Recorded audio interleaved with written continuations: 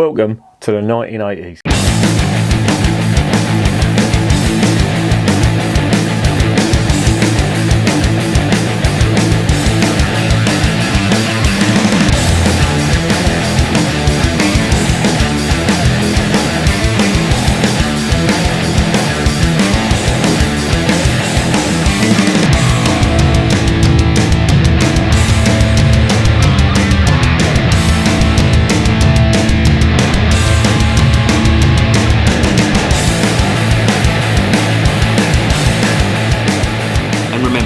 Life is too short to be drinking shitty beer. Welcome to another edition of Bands, Bikes and Booze Reviews. I've got one of my trips down memory lane today, and I'm going to be doing light and bitter. Now, I've already done light and lager on the channel. That was my favourite drink at one point, and it was always available in pubs during the 1980s. You could always get a light and lager in London. You don't hear of it much outside of London. That was a proper London drink, that was. But light and bitter was available as well. And you'd normally get your older fellas drinking light and bitter. And I haven't had light and bitter since, I think it must be 1988 was the last time I had a light and bitter. And I'll tell you exactly what light ale. I think it was a Young's light ale, and it was Webster's Yorkshire bitter. Because Webster's you could get down here, it's quite popular down here. Don't see it about now. I think they've stopped brewing it. Well, I think, yeah, I'm more or less certain they've stopped brewing Webster's. But I do remember sinking quite a few pints. There was a pub up the road that used to have bands in Enfield. I think it's still there now. It's called the Hot Poles, but they have bands in there. And for some reason, light and bitter was very cheap in there. And I do remember sinking quite a few in there at a time. Light ale, in case you're not aware, is a paler version of pale ale, and these used to be called luncheon ales or dinner ales because they were the first to be sort of made popular by off licenses. You probably don't get this now, certainly not down in the south, maybe up north still, but I'd be surprised. Certain pubs used to have off licenses attached to the pubs, and you could get like a carry out or whatever. And light ale was quite popular at the time because you could drink that. It was quite low ABV. It was quite a light drink, and you'd normally have it with your lunch. You know, if you were, working or whatever in a factory operating machinery and stuff, you could still have a pint. Back in the days, I mean, fucking hell, can't do that now. Health and safety. But I remember, you could have a light ale, and that would be, you wouldn't get roaring drunk, because I'm pretty sure it's the same case with everyone. You tend to get drunk a lot more at lunchtime than you do in the evening, and it's all to do with, I think, the insulin levels in your body. There's a science behind it. I should research that, but yeah, you do. I think it is to do with the sugar levels in your body are a bit lower at lunchtime than they are of an evening. But I do remember light ale. You don't see that often now as well. You really have to hunt this down, and I had to get this from Beers of Europe, and it says on the label, it says Britain's most popular light ale, and this was certainly around during the 80s. I do remember it.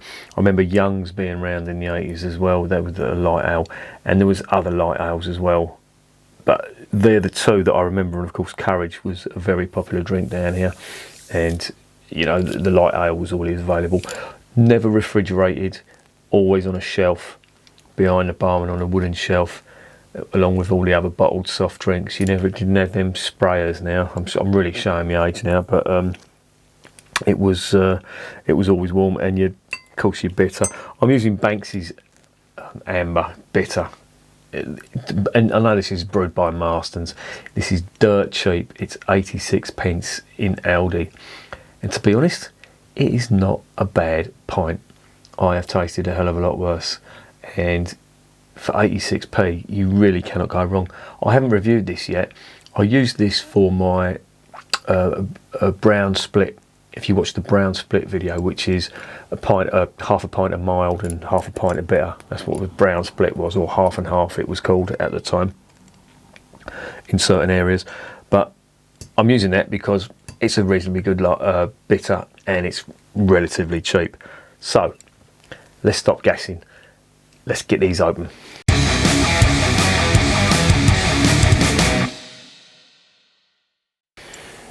Right, Banks's Amber Bitter.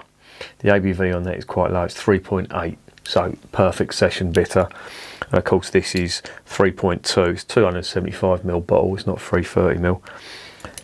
I will get this open, and I'm gonna have another taste of it because I do like this. You know what, they do a t-shirt offer, and I was looking at the t-shirts just before, and they've got a really, most of them are crap, but they've got quite a good one.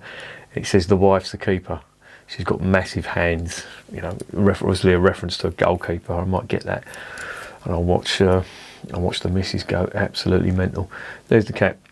It is a Banks's cap. I'm sure you've all seen it. You can get this in Lidl. You can get it by the crate load, and it's dirt cheap. So if you like your bitter and you want a cheap night out, or you're going to a party and you do like your bitter, get some of that. Now I'm just going to have a quick taste of it because I've never reviewed this, but I'm just going to have a quick swig. There's going to be no structure to this. It's just going to be, you know, me testing this stuff out. So on the nose, yeah, just caramel malt, quite sweet. Let me fill it a little bit more. No, I won't actually, no. Yeah, there's like a coppery type aroma coming from it as well. But have a quick taste.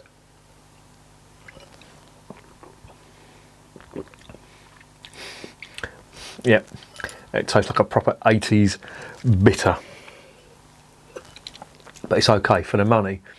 That is not bad.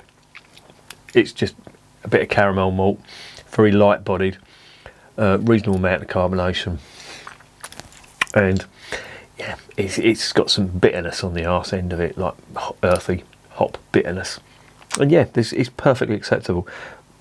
Archetypal bitter, that is. When I taste this, it just reminds me of older style bitter. Now I'm going to get the light ale open now. Now, light ale, as I say, it's quite hard to come by. Get it on Beers of Europe, and it's quite cheap as well. It's under £2, and it fucking wants to be. 275ml plain black cap. I've thrown it in there. We're getting on those. Hardly anything. Some malt, some sulphurous malt. Shouldn't really be doing it out of the bottle anyway, you know. Just whack a little bit in there. I'm probably not going to get much out there at all. Can you see that? You see how pale it is? It's almost like a lager, like a reasonably dark lager. And it's all malt. That's all you're getting. It's like biscuit and caramel malt off that.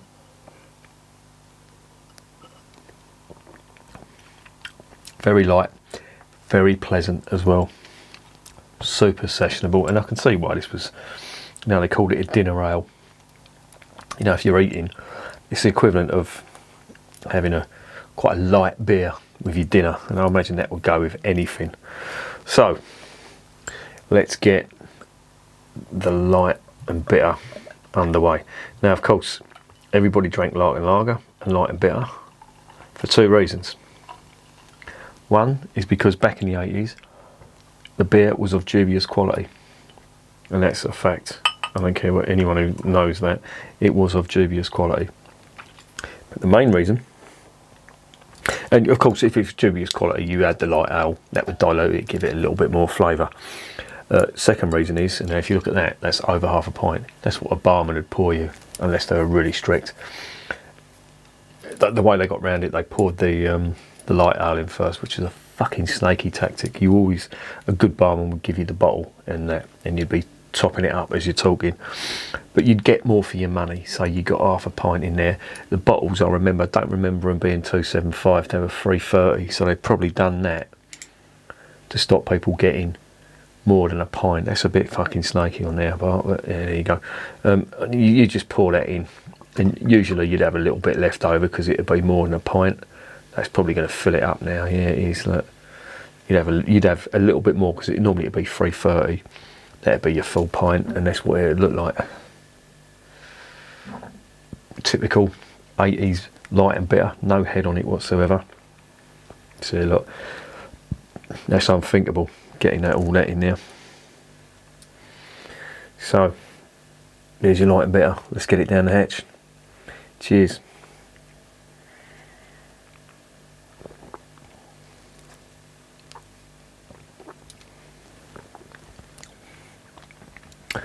Yeah, and this is what I remember. Light ale will always bring out the malt in a beer, especially in lager. Now, lager in the 80s was pretty crap, and you'd get very little flavour from it. There wasn't, it's no joke, and this is why Camera had a big problem with lager back in the 80s and the 70s, because it was always keg. Obviously, Camera had a problem with keg beer. Cask was their thing, and getting back to what I was saying, the beer wasn't that great. The lager wasn't that great. It wasn't very much flavour in it at all. But you added a bit of a light ale to it, you'd get quite a bit of malt, and it was quite tasty. It would bring out a bit more malty character in it. It does the same with a bitter as well.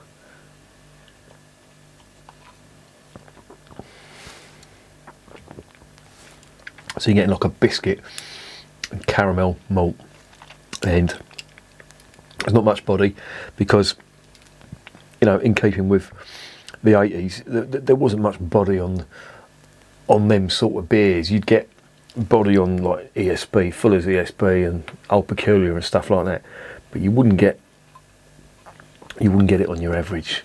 Was it Magnet was one of them, and of course you had all the other bitters around at the time. You had Watney's bitter, Truman, was it Ben Truman? Yeah, Ben Truman, Courage bitter, Courage Best. You can still get that now. They were the most popular ones. What was the other bitters that were around at the time? Webster's, of course, as I mentioned before, that was a popular one. I remember that always being available down here. Don't know why, because of Yorkshire bitter.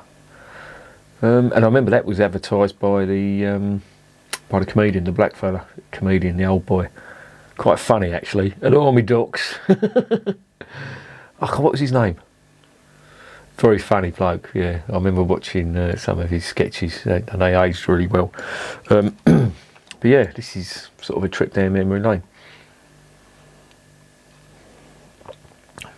And that is it's a very nice, sessionable, easy drinking beer. And of course the ABV on that, with that being 3.2, that being 3.8, it's probably brought it down now to about 3.3 or 3.4. So you can drink this all day long and not get too mashed up. You can do it with pale ale, but you need to do it with the right pale ale. If you do it with an American style pale ale, I think you're going to get too much hop and fruit and citrus in it, which if you add it to a bitter, I don't think it's going to work. I've never tried it. I should try it actually.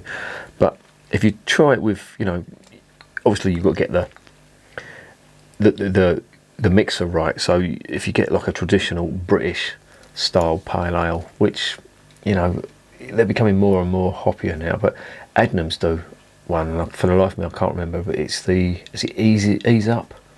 I think that's a pretty good stab at a British pale ale. And of course you've got the Sierra Nevada, which were copying British IPAs and pale ales. You could, that's a bit expensive though, so it's defeating the object. But yeah, if you want to try it with a pale ale, but I wouldn't recommend it. I don't think you're going to get the true flavour. It's got to be light ale, because light ale was, it was a lighter version of pale ale. Always bottled as well. You never got light ale on draft. I never see it on draft. I'm not saying it didn't happen, but I never saw it. But yeah, not bad.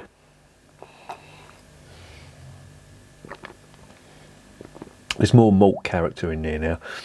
As I say, you've got more caramel, biscuit. The hot bitterness is there at the end, that earthy hot bitterness that you get with all half decent bitters. That's there. But it just brings out the malt character. And as I say, to be fair, Banks and that's cheap, and that's made by Marston's, but it is not the worst bitter in the world. I have tasted a hell of a lot worse. So that's your light and bitter, and you know, if you're feeling experimental, give it a go. I guarantee you, you will not be disappointed. That is available on Beers of Europe, and it's under £2. I'd recommend the light and lager as well. If you get a couple of bottles, try it with a lager. It goes really well with cheap German lager. I tried it with the DAB, you know, the Dortmunder Action Brewery beer, or the Dortmunder, was it Dortmunder Export? No, I think it was just the Dortmunder Pilsner, and it was really nice. Really did bring out the malt in that, really did accentuate it. With this, it just adds a bit more biscuit malt, bit on the caramel side, and you know, you're still getting your bitter finish at the end of it. But yeah, recommend it, give it a go. And remember, beer is working class champagne.